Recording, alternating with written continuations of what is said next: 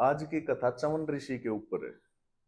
चवन ऋषि जिनको बहुत ही क्रोधित ऋषि माना जाता है। उनकी पत्नी का नाम था सुकन्या। वो मनु के पुत्र सरयाति की पुत्री थी।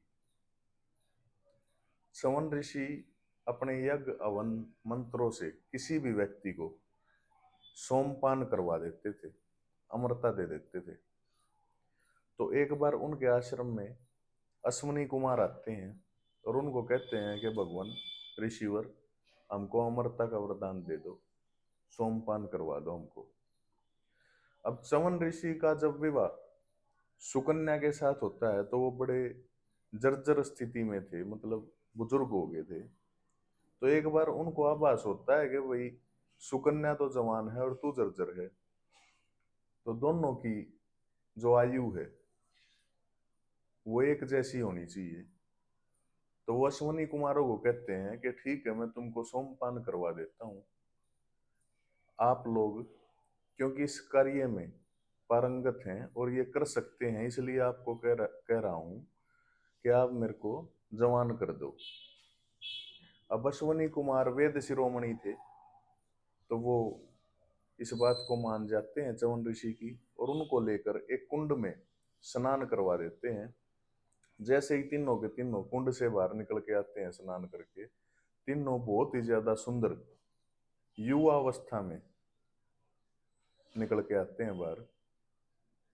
तो अश्विनी कुमारों ने तो अपना काम कर दिया था, उनको युवा बना दिया था। अब बारी आती है चवन ऋषि की।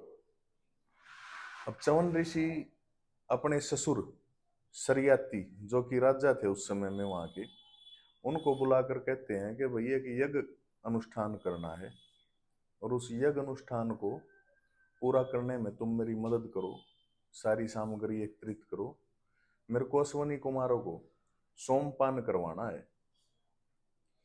अब जब ये बात इंद्र देवता को पता लगती है तो वो बड़े क्रोधित हो जाते हैं और चवन ऋषि के ऊपर प्रहार करने के लिए अपना वज्र उठा लेते हैं। जैसे ही वो अपने हाथ में वज्र उठाते हैं, चवन ऋषि उनके हाथ और वज्र दोनों को स्थिर बना देते हैं।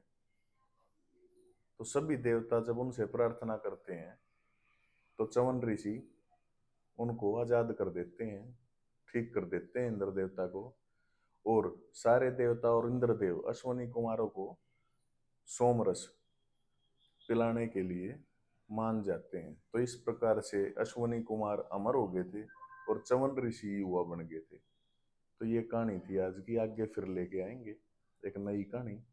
जय श्री राम।